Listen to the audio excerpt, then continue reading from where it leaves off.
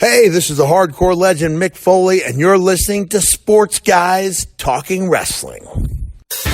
When they're not covering the sports world, they're talking about the world of professional wrestling. It's Sports Guys Talking Wrestling. Now, with Justin Simmons, here's Stu Myrick.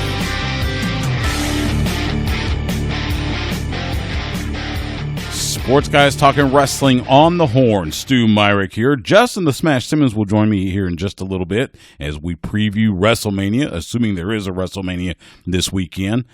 But first I wanted to get to this. This week, if you've listened to this show for any amount of time, you know my affinity, my love for Mid-South wrestling. That was the first wrestling I was exposed to back in the 80s when I first started watching professional wrestling as a child. Well, all the way into his WWE run and now with AEW, a man I have admired for so many years, Jim Ross, good old JR, the WWE Hall of Famer, NWA Hall of Famer, National Wrestling Hall of Famer. He has come out with his second autobiography. It's called Under the Black Hat. And I had a chance, an honor actually, to talk to Jim Ross a few days ago. It was a bucket list interview for me. We started out because, after all, we are in the midst of this COVID-19 pandemic, and we know that JR was absent from last week's AEW Dynamite. He wasn't on the commentary desk. So I had to get an update from him, see how he's doing, how he's feeling, and see how things are going in his native Oklahoma. Yeah, I'm feeling good, Stu. Thanks for asking. Just try to be smart. You know, my son-in-law's father is about 73, I think. He just got diagnosed with damn virus, and he's now on a ventilator.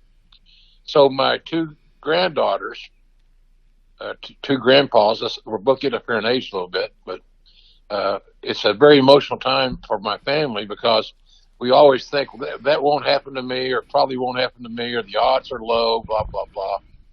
So I'm taking this a lot more seriously than I did when it originally was being discussed.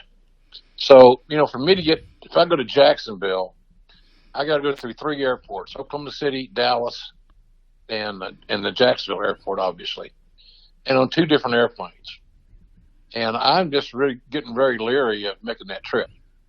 I'm in a high risk group. I'm 68, and as much as I love my job and working with AEW, I love JR and my health more, and I don't want to be foolish. So I'm not sure where we're going moving forward but I think that could be said, Stu, just about everybody. None of us know what the eventual outcome of this is going to be. We know what we hope it is. None of us know when the timeline is going to be. But obviously, we know that we hope it's shorter than not. But we don't know. So it's really nothing like it in my lifetime has ever occurred. And I got to believe, Stu, that somewhere down the road, we're going to look back at this and we're going to say that changed our country. Yes, I just believe that there's so much collateral damage, so much people getting caught unprepared, this, that, and the other. So, nonetheless, yes. I'm personally doing fine. I'm a lot more concerned about the folks out there listening and others than I am about, you know, am I going to be back on AEW next week or the week after or whatever. Right. I'll be back on as soon as it's safe, obviously. Absolutely. But, we got to be smart sometimes. I can't let my ego and my love for John Wayne overshoot my common sense. Yes, sir. And my thoughts, prayers to your family. I hope everybody recovers and stays healthy and everything. You know, and as you, I love wrestling, but I love JR and his health more too, and your health more too. So I want you back on, but when it's safe and it's sensible to come back on. It's got to make sense. It's like a good wrestling match. Yes, it's like sir. A book. It's like a storyline. It's like an angle. It's like a match. It all has to make some degree of sense for people to really emotionally invest in it. And so that's kind of what I'm looking at. I just got to continue to try to do things that make sense. And right now, it used to be, if you read the book, I really prioritized work way over my personal life. Not good. Not bragging about that, by the way. It's not the way to live. But luckily I had a hell of a wife. Yes. That tolerated my insanity. Yes, absolutely. And that was the that's what you did when you were wrestling. That's what you did if you were in wrestling. It took over your life. I read this book. I read Slobberknocker as well. In fact, I read Slobberknocker when I got under the black hat, and to kind of refresh myself with some of the stories. I want to ask you before we get into the book and AEW. As I mentioned, my first exposure to professional wrestling was Mid-South Wrestling back in the very early '80s. And, of course, loved hearing you doing commentary with Bill Watts and Joel Watts. Probably the match I think of the most when it comes to Mid-South was Ted DiBiase and Ric Flair for the NWA World Title, when Dick Murdoch posted DiBiase, and then DiBiase comes back out with that huge bandage, and you can see the blood seeping through, and still wrestled a hell of a match with Ric Flair. Do you have like a favorite moment, and I'm sure you get asked this a lot, a favorite moment, favorite match that you called or were, witness to during those days in Mid-South Wrestling? Oh gosh, Mid-South. Well, that's certainly one of them, because that was probably one of the best executed storyline, quote unquote, angles that I've ever been a part of. So believable, has so many different layers. It got so many people involved in a positive way. It forwarded multiple stories. It was great booking by the Big Cowboy, no doubt about that. So yes, sir. It was good stuff. Very graphic. It's hard to believe we could make that much drama, create that much chaos in that entire Mid-South region, because we were running many of those cities every week, and business was very, very good at that point in time because of the drama that we created with a 3-camera shoot in front of a studio audience of maybe 100 people. It's just amazing to me how that worked out. And then, so it probably was the most impactful. Mid-South, it's not Mid-South, but it's a derivative of it. It was fun going to Tulsa every other Sunday and doing the TV shoot from the Tulsa Convention Center, because we went from the Irish O'Neill Boys Club of 100 people to a venue that seated, like, I guess it's not a huge arena, but probably 5, 6, 7,000 for wrestling. But that's a culture change. So that was kind of a cool thing to get in that environment. But the DiBiase, Flair, Murdoch, Watts involved, that storyline was just was art. It's Shakespearean art, and so you picked out a good one there. I did another match, very memorable, that had Hacksaw Jim Duggan versus Mad Dog Buzz Sawyer in it might have been a coal miner's glove match.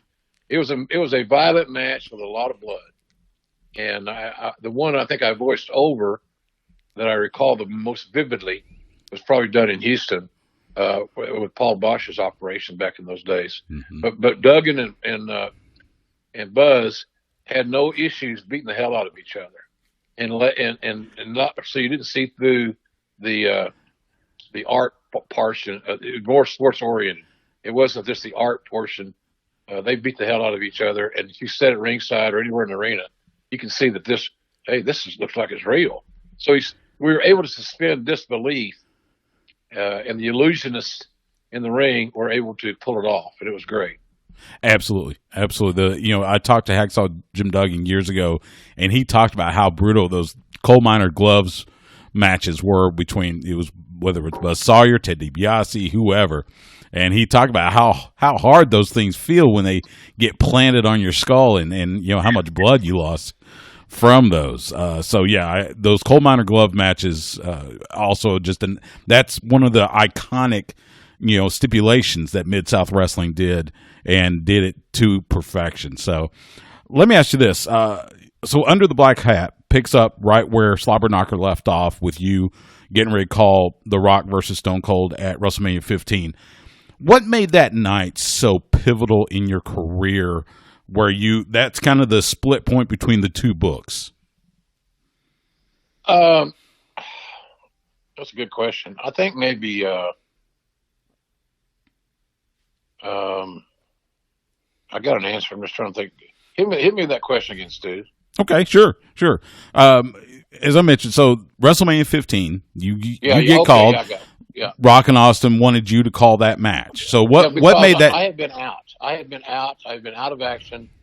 For us from the south, southwest, whatever we are, it all depends on who's talking.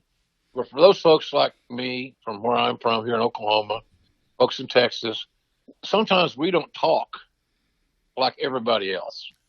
Sometimes our accent and our dialogue is unique to us. I'm proud of that.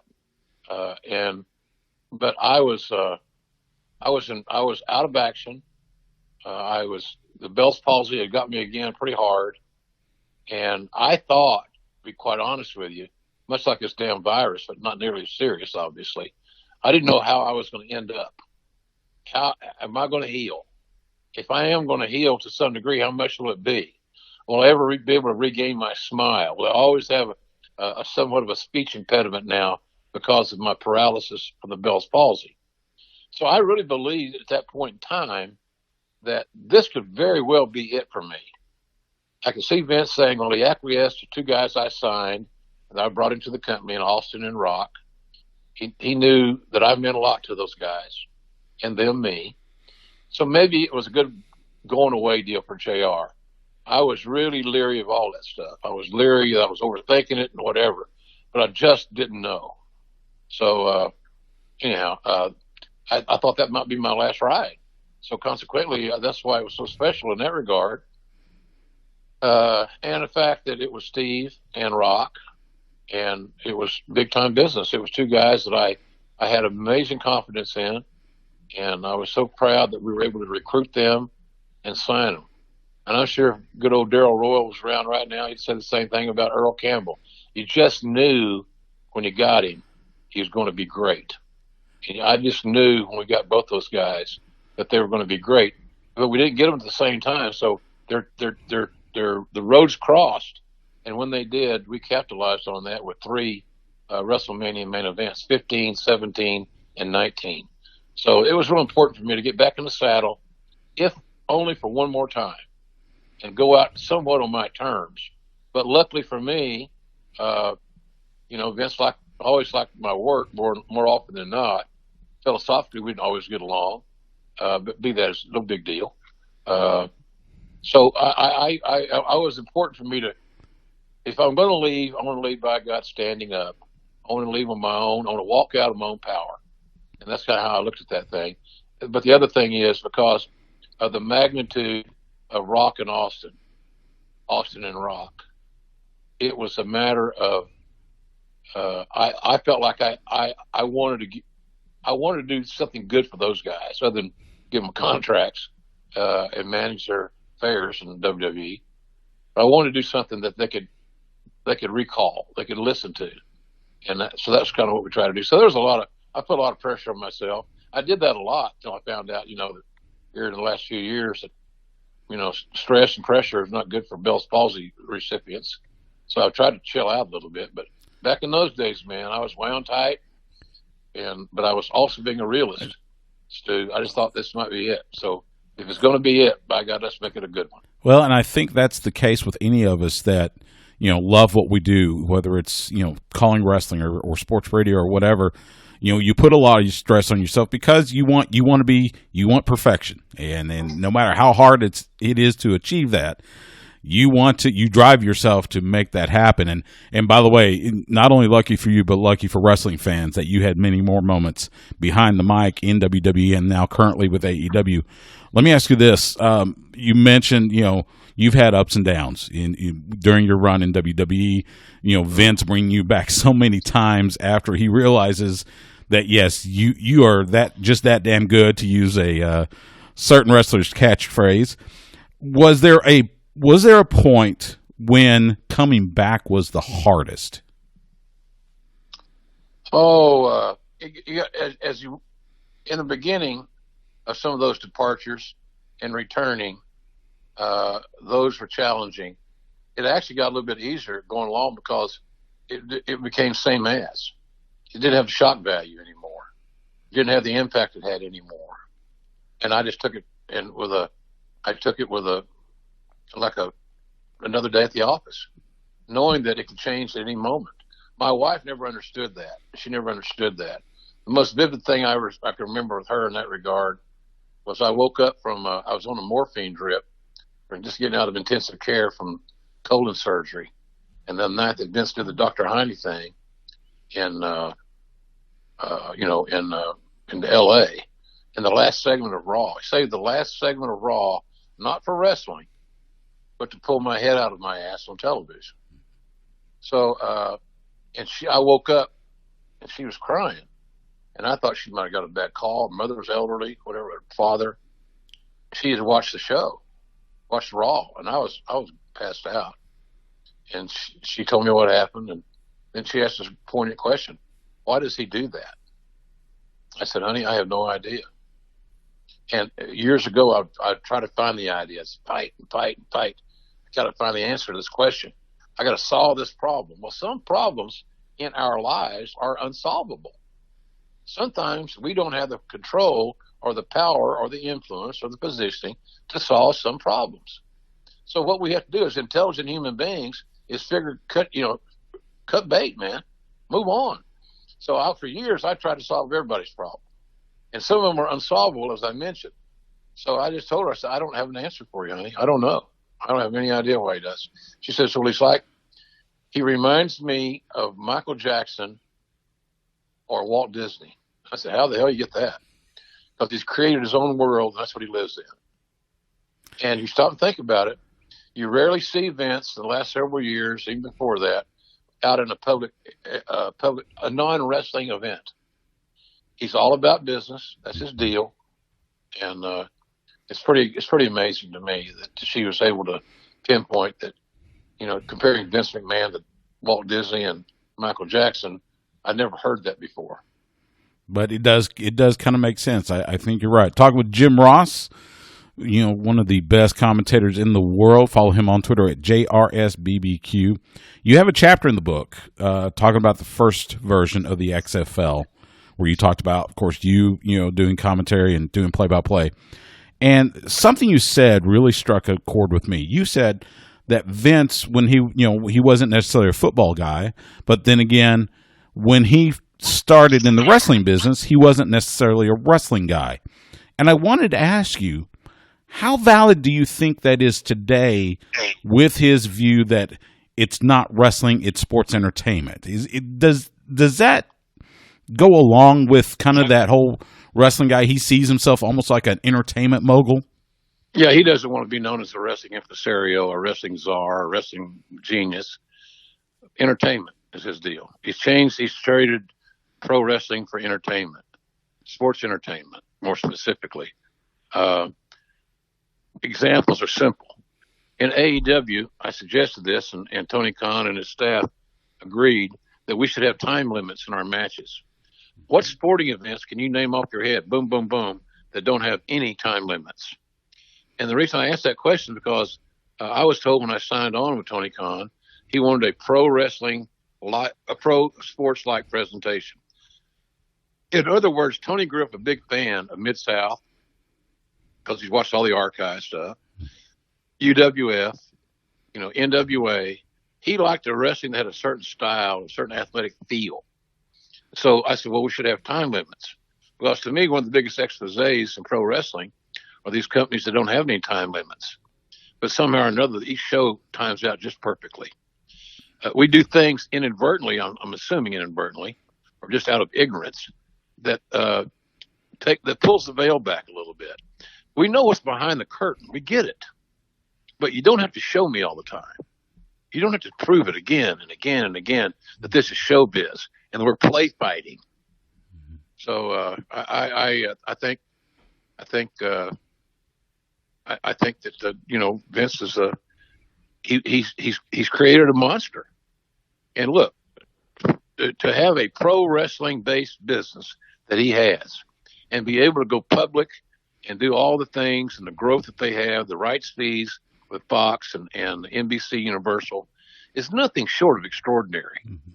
And if people don't like Vince McMahon, he pisses them off. He pisses me off sometimes too, back in the day. Not anymore. Even though we're friends, we communicate. Mm-hmm. I just think that he can't be blamed for everything, but he's got to be given credit for the success of what he's created.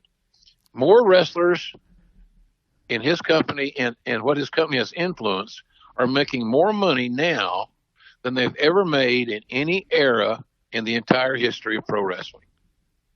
That's a hell of an accomplishment. That's a hell of a statement to make. And those might not want to do it because of their ego, but they got to give credit to McMahon. Hence why so many people are panicking, because some of their biggest hits of the year occurred during WrestleMania week. The indie shows, all these different things are going on. The Q&As, all these different things are happening. They're not happening now. Everybody's feeling it. So they realize now how important WWE was to them for their WrestleMania week activities, but they damn sure were reluctant to give McMahon a little credit because he has changed their business. And I find that somewhat eye-rolling. He has changed it. Yeah.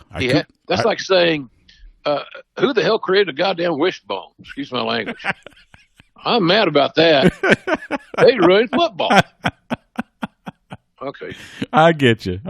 Talk with Jim Ross. There's you mentioned your late wife, Jan. There's a wonderful theme throughout Under the Black Hat about her and how much she supported you and backed you up. And I mean, through everything that you went through, she was always there to help pick you up and dust you off and get you back to what you were doing. Is there something every day that kind of reminds you that she's watching over you? Yeah, several things. Stu. Music is a big one. We both like to go to concerts, and we were, big fans of the Eagles and Fleetwood Mac, among others. We saw a lot of concerts, Clapton and all these classic rock guys from our generation. So if I'm in my truck and I got the radio on and it's not on talk radio, I can't hardly make a trip to grocery stores without hearing a song that reminds me of her. And for a while, it was a little daunting. I'm thinking, I've got to get past this. I'm tired of going to the grocery store and crying on my way back home. Not because I forgot what I was getting at the store. I forgot my list, or it was too expensive. Because I'm hearing this music that reminds me of her and where we were when. So music is a big thing that really I remember. And the other thing is that my wife was a very aggressive and active collector of memorabilia.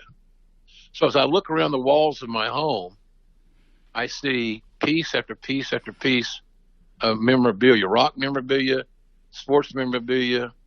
I own John Wayne's last hairpiece, for example. I own John Wayne's hat he wore, and she wore a yellow ribbon. I own 3 pair of his cufflinks. I always wear 1 pair to pay-per-view. I own his last cigarette lighter. I don't use it. I own his letter opener. All that stuff she bought from different birthdays, holidays, anniversaries, that's her. So she's still here. I just can't see her, but I can feel her here. And a nice lady that works named Sue DeRosa works for WWE. Has been there forever. They're still there now. Was there long before I got there. She and Jan were great buddies. They went to a lot of concerts together because we had privilege to get tickets to the Garden and all this stuff. So if I was working or I was tired or had something to do, I wouldn't go. She'd go with Sue. And Sue sent me a wind chime. And she says, when you hear this, you know she's near. So now I almost look forward to these crazy-ass windy days here in Oklahoma that we all encounter, can relate to some degree.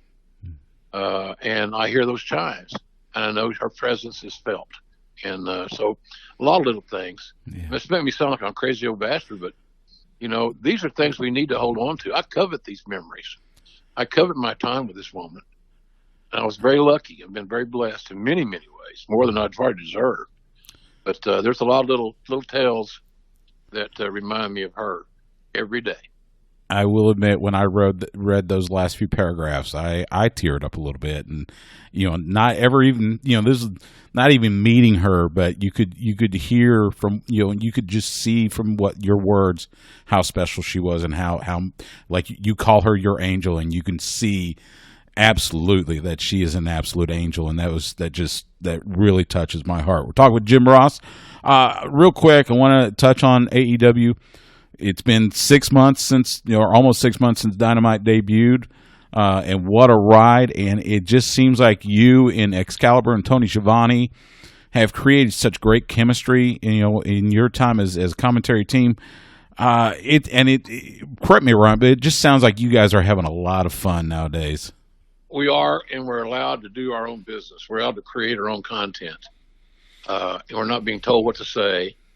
We're not being corrected every turn in the road. We're not being addressed in a caustic way whatsoever. We all three like each other. I have no issues. So people say, well, your Excalibur is doing a lot of play-by-play. That's by design, my design. Nobody told me that. He's better suited in that role. And it's about the team, how the team performs. You think Tony did play-by-play recently by himself, well, with Cody and Kenny Omega. But we get along well. I'm the point guard. It's up to me to get those guys the ball and get us from point to point. But I like working with them. They're fun to be around, and we are having fun. We make each other laugh. For goodness sakes, it's pro wrestling. Mm-hmm. We love it. A lot of us have always loved it for various reasons. We fall out of love and in love with it for various reasons. But at the end of the day, it's a show business presentation with outstanding athletes doing their own stunts. Yeah. And hopefully with a storyline that if you allow yourself to, that you can get lost in. So we're all we're all lifelong fans. For Excalibur, he grew up listening to Tony and me. So it's an interesting chemistry out there, but we are having a blast. And I think since October, Tony Khan may have spoken to me on the headset within no more than 5 times. And it was just to remind me of something or something had changed, to give me an update on where we're going next. But and Keith Mitchell's in the truck. I worked with Keith since he came to WCW back in the late 80s. Mm-hmm. And so we've been together forever. And he's soft-spoken, and he condenses his sound bites, unlike me right now. And he's really, really good at keeping the talent focused and not distracted. So I'm lucky to be on that team. I'm really having fun with those guys, and I believe that the longer we go, the better we're going to get. We should anyway. If we don't, that's our fault. We should get better. And but I look forward to working with those guys every time, and I'll just be glad when this damn virus thing is over for many, many reasons. But one of them, so we can all return to somewhat normalcy with what we love to do, especially as it relates to what we do for a living. Yeah, I couldn't agree more. It does. I mean, every week watching AEW Dynamite, it does come across you guys are having fun, and I've been lucky enough being good friends with Dustin Rhodes, being backstage at several of the AEW events here in Texas, including the most recent one here up in Cedar Park.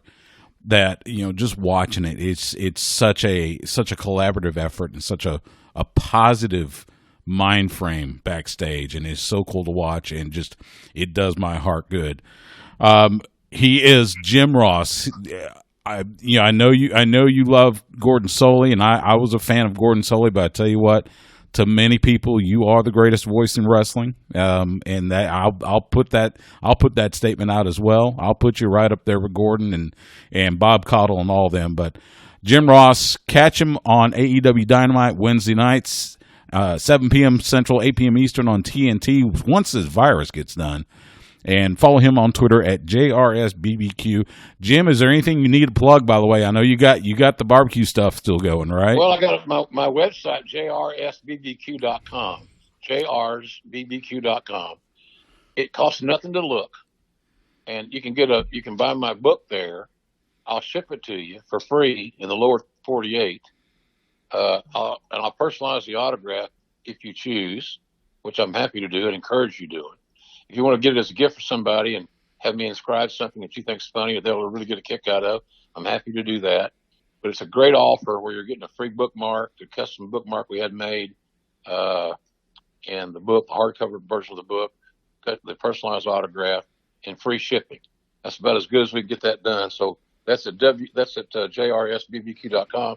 And while you're there, you can see we make my mama and my wife's recipes, barbecue sauce, two flavors of barbecue sauce. My favorite of the whole lot is the jalapeno honey mustard. Got 1 gram of sugar in it. And me being diabetic too, I've got to pay attention. Right. And Chipotle ketchup. I sell beef jerky, homemade beef jerky made with eye of round. It's not made in bulk. It's made by the order. When I place the order, they make it. And so, I believe that my buddy that makes my jerky used to be a traveling barbecue contestant back in the days before it got big on television, back, on cable. And he won a bunch of national contests using his rub. Well, I discovered his rub is not only great on the grill, it's great in stovetop vegetables. It's great on popcorn. It's a lot of things. So we have that seasoning. So we got some interesting products. They're all family oriented. They're all family produced. And hopefully some folks will check it out. JRSBBQ.com, the book offer, and all the good food. Because, man, I don't know about you down there, buddy, but there ain't no off grilling season for me. You're absolutely right. Barbecue season is year round, especially down here in Central Texas. Of course, and it's also healthy. It is. I can load up, I can go chicken fry me a steak as good as the next guy. But then I need that lift motor to get me through the night, so to speak. Well, true. But I like going on that grill. I like being outside. I built me an outdoor kitchen. I got a big TV out there. I'm living my best life, man. But I can owe that to the fans and my business I've been in, and God willing, it's going to continue on. And I tell my kids hate this term, but I realize I'm on the back nine. I get it. But I'm not on the 18th hole yet. So let's play. Let's continue to play and enjoy life and get everybody healthy and move past this virus. And maybe, you might just want to read a good book. Absolutely. And that good book is Under the Black Hat. You heard him. You can get it at jrsbbq.com or wherever books are sold. Get it. I promise you. It is a fantastic read. And just it will warm your heart. It will give you a lot of laughs and a lot of good wisdom. Jim Ross, as I mentioned, I've been a fan for, well, I guess now that we're in the 20s, I hate to say this, 5 decades. I'm 51, so I'm a little younger than you, but I've watched you pretty much my entire life. So thank you so much for this time. It's a huge honor to talk to you. It was a huge honor to meet you back in December in Garland, and all the best to you, my friend. And anytime you want, I'll bring you on. We'll talk about the Red River rivalry. I say Texas OU, of course, but I know you say OU Texas. But nevertheless, I do want to bring you back when that rivalry hits. We gotta have a little fun with that. So, but until then, I know when we play. That's right. Saturday in October. That's right, at the Cotton Bowl. So, I'm right. Invest don't ever change that. Absolutely, I couldn't agree more. I'm not interested in home and home. No. I've had as much fun traveling to Austin as anybody should be allowed to have. It's a great town. I love the food, the nightlife, the whole 9 yards. Mark Henry lives there. Undertaker lives there. Mm-hmm. Dustin. I'm sure there are other guys. Yeah. Dustin lives about 20 minutes from me. Yeah. So there you go. So it's a great town, but I want to go to Dallas. Yeah. I want to go to Dallas on that weekend, the Red River rivalry weekend, and enjoy all the festivities. I like the rivalry, but for me now, maybe when I was younger, I wouldn't say this, but for me now, Stu, when the game's over, it's over. Yes. Until next year. Yeah, because I say this, and I'll leave you with this. I don't have any room in my carry-on any longer for negativity. I love that. I'm going to use that one. I'll give you credit, but I'm going to use that one from now on. No room in my carry-on for negativity. I love that. Nope. Jim Ross, catch him on AEW Dynamite Wednesday nights, 8 p.m. Eastern, 7 p.m. Central on TNT. Get his new book, Under the Black Hat. Jim, thank you so much. Okay, Stu. Have a great day, buddy. Take care of yourself. As I mentioned at the top of the show, it was a huge honor for me to get to have that conversation with Jim Ross. I've admired him for, again, we're going into the 5th decade of me watching him on wrestling, from Mid-South to UWF to Jim Crockett Promotions, WCW, WWE, and now AEW. He mentioned you can get copies of Under the Black Hat via his website at jrsbbq.com, as well as all the great products that he sells. You can even get autographed copies of his book there. You can also get it at your favorite bookseller. When we come back from this timeout, Justin the Smash Simmons will rejoin me. It is WrestleMania week. We think we have WrestleMania coming up this weekend. We don't know everything that's going to happen. We're going to try to figure it out because a lot of rumors and innuendos going around as far as events changing, matches changing. We'll try to cover all of it next on Sports Guys Talking Wrestling on the Horn.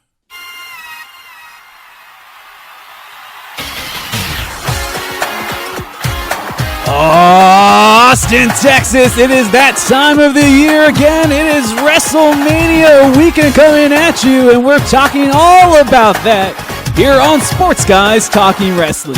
I'm the Smash Justin Simmons, and alongside the host of SGTW, the one, the only, Stu Myrick.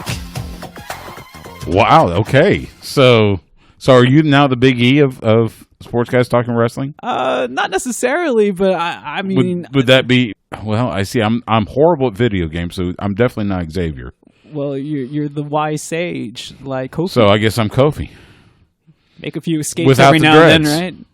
Yeah, You got the beard going on now. I got the beard. Yeah, Sports Guys Talking Wrestling on the Horn. Stu Myrick, Justin Smash Simmons. That was good. Oh, thanks. I like that. I get paid to do that sometimes. It's WrestleMania week. Oh, you have to be excited. Let me ask you this. Well, that's okay. So here's the question: Do you feel excited for WrestleMania this year? Yeah, Raw got me excited.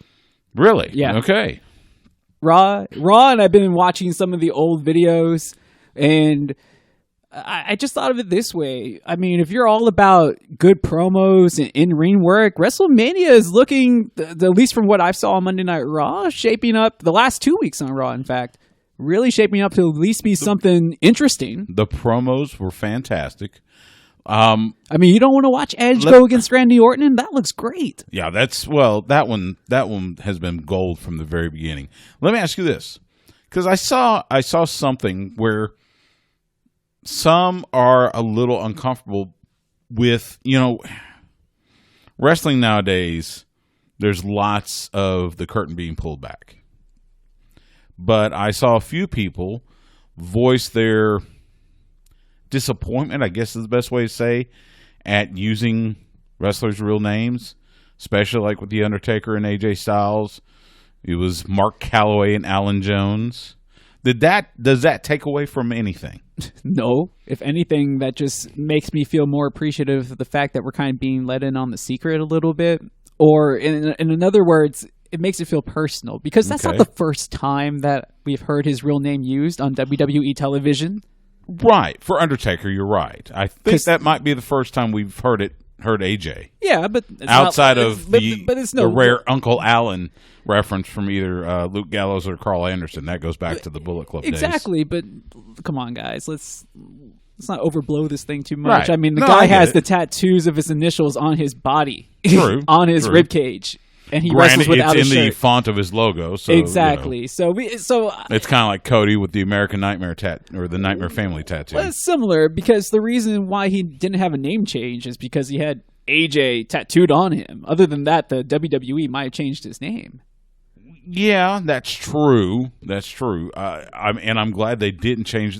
I'm glad they didn't change his name. Although, you hope he retains some rights if and when he ever leaves WWE. I don't think he's leaving. That could be it. Maybe this is he'll retire. I saw people on Twitter complaining about Shinsuke Nakamura, saying he's not like the king of strong style anymore. And I'm like, granted, his New Japan days are behind him, but you can't fault the guy. I mean, that's a really rough style of wrestling. It takes a toll on your body. So you can't blame a guy like that to come over and perform in the biggest company in the world and make a good payday doing it. True. And he's been doing this for a while. And the king of strong style thing was simply out of the notion that, and correct me if I'm wrong, he was probably the most notable New Japan star to sign with WWE in recent history. I would definitely say so. Or he's the one that he came over before AJ. Yes. And when you think of Shinsuke Nakamura, it's kind of like Ric Flair. When I think Ric Flair, I don't think WWE. I think the NWA.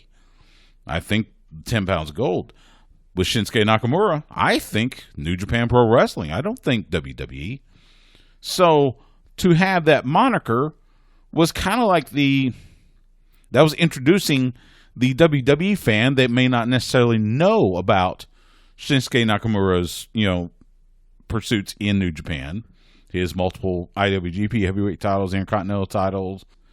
In fact, he's one of the very few people to hold both the WWE and IWGP Intercontinental titles. Well, the important thing is that he survived Inokiism, which almost destroyed New Japan Pro Wrestling. So to get through that and to have the career that he has had, he has more than earned his right to have a lesser impact style and to enjoy being that artist, that character that he's creating in WWE.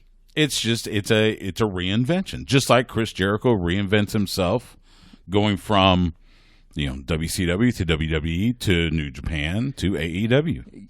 And I promise we're going to talk WrestleMania. Yeah, but just one more shout out to Asuka. I mean, she has really been a workhorse for WWE throughout this whole pandemic. True. I mean, everything that they've needed, wrestling, commentary, everything that they need. Yeah, she has done it all. Yeah, she's been one of the highlights of these empty But PC that's how you know when somebody's shows. Talented. It's when they can shine in the worst possible moments. Yeah. So let's talk a little bit WrestleMania. It's this weekend. I can't do it because they pounded it into your head Monday night. 2 nights, Saturday night, Sunday night, April 4 or 5. Too big for one night. Oh, stop it. We're going to have a drinking game. Of course, you might die in the first hour. Each night will start 7 p.m. Eastern, 6 p.m. Central on the WWE Network. There will be a pre-show 1 hour prior. That will air both on WWE Network and I believe FS1 because they came out with the announcement that WWE and Fox Sports expanding their partnership. Fox Sports and FS1 are going to have like 22 hours of content, leading up. And plus, not only is it available on WWE Network, but WrestleMania is also being offered as a pay-per-view on the Fox Sports app. I saw it on Fight TV app. Our friends at Fight TV are going to have it. Yeah. That's a big one. I mean, they have to be it's a pandemic, so nobody's necessarily loving this, but from a traditional Vince McMahon standpoint, if let's just say that everything that's important going on in the world wasn't going on and we were just having a normal conversation, it was just another... If this was WrestleMania as it was meant to be in Tampa Bay at Raymond James and then Stadium, all these people are showing all this WWE content to the mass of people that have nothing else to watch. I mean, I don't think he could have had it any other way that would have been pleased. This is, this is because, you're not in Tampa. You don't have the myriad of independent shows like Texas Forever that was supposed to happen as part of the collective, the GCW collective. You're not going to have Supercard of Honor from Ring of Honor. You're not going to have. I think New Japan had their Lions Break Project show as part of WrestleCon, but you don't have that. You don't have any of that. All you got is Mania. So, is this WWE's NASCAR moment? And do you know what I'm talking about? You mean as in NASCAR doing the iRacing? No, I'm talking about, what was it, 1970s or whatever. A huge snowstorm hits the East Coast and people are snowed in on a weekend, and it's the Daytona 500. So it's in February, and what happens is that all these people, there's no cable yet, right? Right. There's no cable TV. NASCAR is still a niche sport, but it's being aired on NBC or CBS or whatever. So. Yeah. And that was the Yarborough fight. So yes. They had the big fight. Dale Yarborough and if you go back and watch some of these documentaries, I can't remember his name right now, but you know who I'm talking Rodney about. Rodriguez revved up ATX, he'll know. Exactly. But because of that huge spectacle spectacle that essentially happened because there were so many exciting crashes and then the fight, and there was nothing else to watch that day. It boomed their ratings. Well, I mean, there's always and it been put them into like the national consciousness. I don't think so because it's 2020, so WWE's been a part of the national consciousness for a while. B, you always see a spike in WWE Network subscriptions right about now. It's the same thing that happens 1st of January with NJPW World because people want to see Wrestle Kingdom. So I get what you're saying, and it'll be the only wrestling content this weekend. It's the only live sporting type content that you're going to get. And of course, it's not live. That's the funny thing. It's all taped. But, in fact, supposedly it's in the can now. But it's new. It is unaired tape, unaired content. And they've done multiple endings, so we don't know what we're going to get. Yeah, and we usually don't go through rumor innuendo, but with this thing you have to because it's the only way you got to keep up with some stuff. For instance, they are, as you know, Monday night, they were still promoting Goldberg versus Roman Reigns for the Universal title. Well, Roman Reigns came out on Instagram and said, look, guys, I'm not going to be at WrestleMania. He's pulled because of his, with his battle with leukemia. Yeah. His immune system is pretty shot right now. Oh, yeah. All those treatments, it takes it out of you. And he can't risk being in that environment and possibly catching COVID-19. It's not so much about catching it as it is about recovering from that if he were to get it, because he would be way more susceptible to the more severity of the symptoms. Yes. So, which, by the way, if you are one of those people, and I hope to God you're not, if you're one of those people that was giving Roman Reigns grief for that, then just go hide on a rock, please. Anyone that thinks Roman Reigns should value wrestling in a match over his health and welfare, you really need to reevaluate your priorities. I think that has probably been one of the best changes to the business over the years, is the fact that wrestlers can take some time off. I know that you don't necessarily not want to be there, but you know that you're not going to get as much grief. He's got a family to think of, and this is like legitly important. He's got wife, he's got kids. Yeah, he's around his dad a lot. We want to see him around for a while. So the reports that have been out there have said that Roman Reigns will be replaced by Braun Strowman. Does that change how you would have figured this match to end? Because I think everybody, and the odds I saw last week were Roman Reigns walks out of there with the title, which I think everybody expects. Does that change? That's tough to say. Does Braun Strowman walk out with the title? He might. If this is all they're going to really want to commit to Goldberg and paying whatever he demands to show up and to defend the title and such. Because if you don't want to get into another Brock Lesnar situation, essentially, for me, it doesn't bother me with Brock, but for Goldberg, for some reason, it does. Maybe because I just don't have that nostalgia for him. Right, I get you.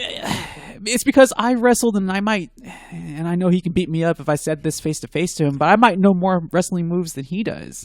Right, but he didn't need to know the moves, and I get it. He made lots of money. Good for him. I don't have a problem with that. I think Goldberg loses the title no matter who he's facing, just because I do think they're going to take it off the park. They brought in Goldberg as a transitional. Exactly. And even if this means another transitional champion, they're going to do that, I think. That makes the most sense. I just don't think that Braun, and not because of like the social media stuff. I mean, that's the thing all in itself. Right. But I just, beyond that, I just don't think that he is as hot as he was, let's say, this time last year. I would agree. Now, I'll be thrilled if Braun wins, just because I think he should have won it a couple years ago. They should have struck while the iron was hot. Exactly. I think, and I would be happy to see him win. So, real quick, let's do one other match, and we may do like a special deal on Friday or something, because again, we don't know what some of these matches are going to look like. We do know Undertaker, AJ Styles, their Boneyard match. Basically, it's a graveyard match. They just don't want to say graveyard. John Cena Fiend in a Firefly Funhouse match. Do we see John Cena walking out of there as the winner? Or does the Fiend finally get revenge for WrestleMania 30? I think it's going to be like the ending to Homer at the Bat in The Simpsons, where Ozzie Smith falls down that bottomless pit and he just keeps on spinning, and there is no ending. All right, fair enough. That's WrestleMania. It is this weekend. The plan right now is we will do a live stream watch along on our YouTube channel. So stay tuned to our social media. Stay tuned. Subscribe to our YouTube channel. Just search Sports Guys Talking Wrestling, and you can watch along with us. And it will at least be me both nights. I may get Justin. I may get Chad Hastings. I may even try to talk Eddie Crossan coming by. So we'll see. So, but yeah, WrestleMania this weekend on the WWE Network. When we come back from this timeout, couple of updates from elsewhere in the wrestling world on Sports Guys Talking Wrestling on the Horn.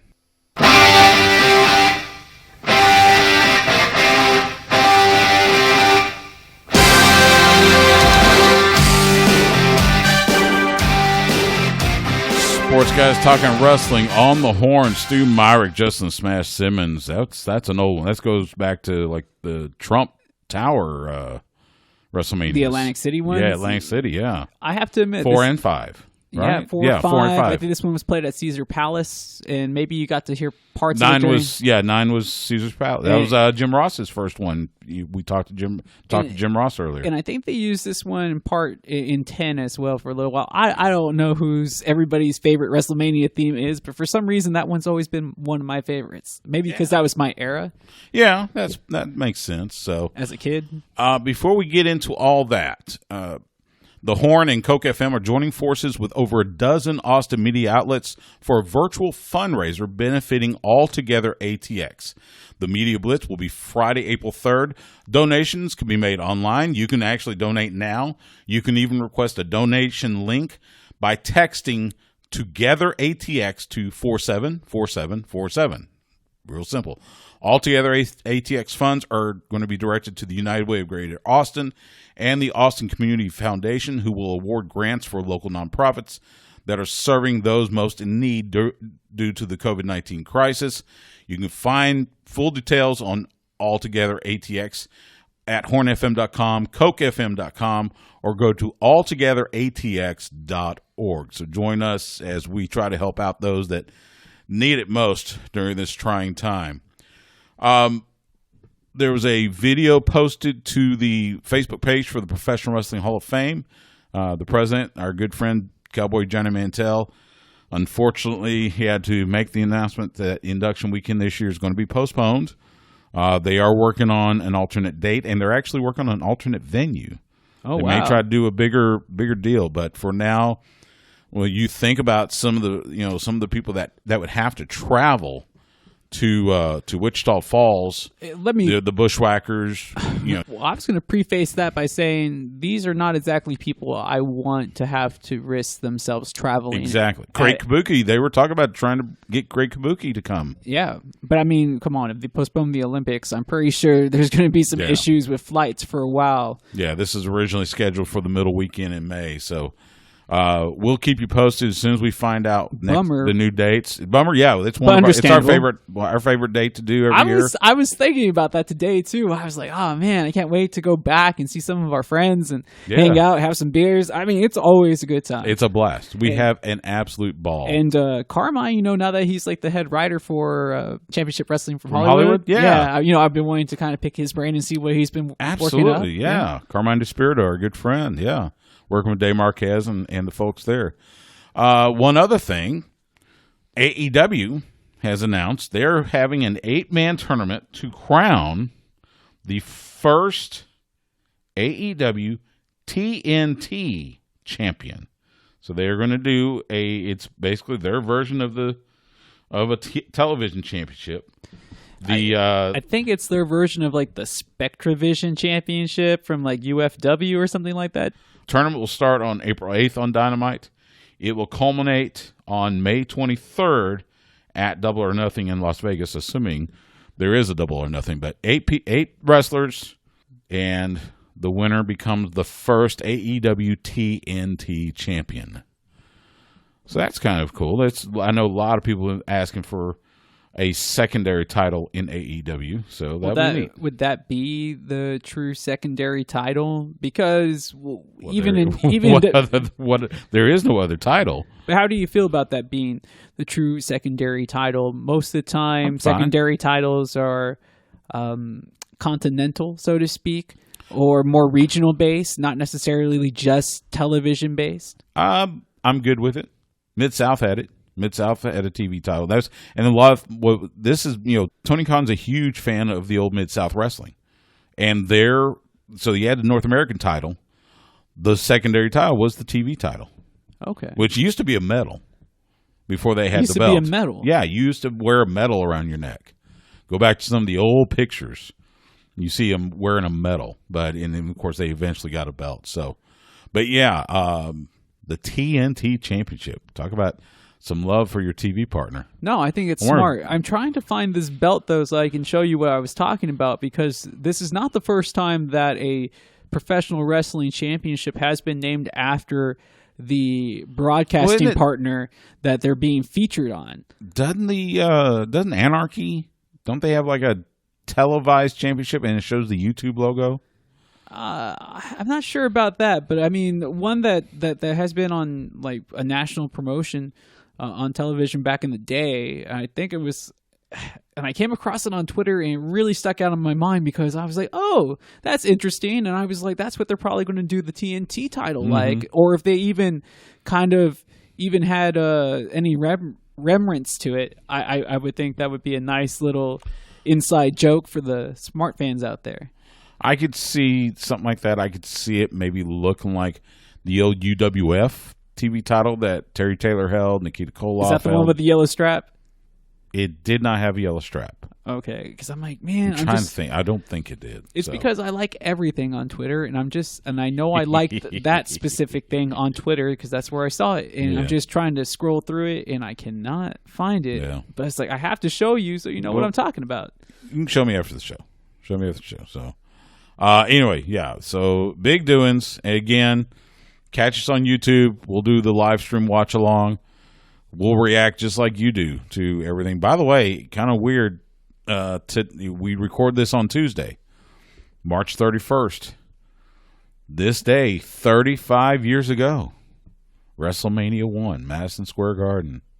Main event was Hulk Hogan and Mr. T taking on Rowdy Roddy Piper and Mr. Wonderful Paul Orndorff, Ace, Cowboy Bob Orton. With the cast, right? With the cast, of course. He had that cast. He had that cast on almost as long as Iron Mike Steele had on that brace on his arm. So, that's right. Yeah. That'll do it for this week's Sports Guys Talking Wrestling. You can follow Justin the Smash Simmons on Twitter, Instagram, and Twitch at The Smash Simmons. You can follow me on Twitter and Instagram at Stu Myrick. That's STEWMYRICK. You can follow the show on Twitter at SGTWATX. You can find us on Facebook and Instagram at Sports Guys Talking Wrestling. We are proud to be the official broadcast partner of the Professional Wrestling Hall of Fame and proud to be part of the great lineup you hear every day. On the flagship station for the Texas Longhorns, we are The Horn. Catch us Wednesday nights, 9 p.m. Central on The Horn, or catch us anytime on demand by going to hornfm.com and click on the On Air tab, or by subscribing to us on your favorite broadcast platform. Our thanks to Jim Ross for joining us, and our thanks to you for giving us a little bit of your time tonight. For Justin, I'm Stu. We will see you at the matches.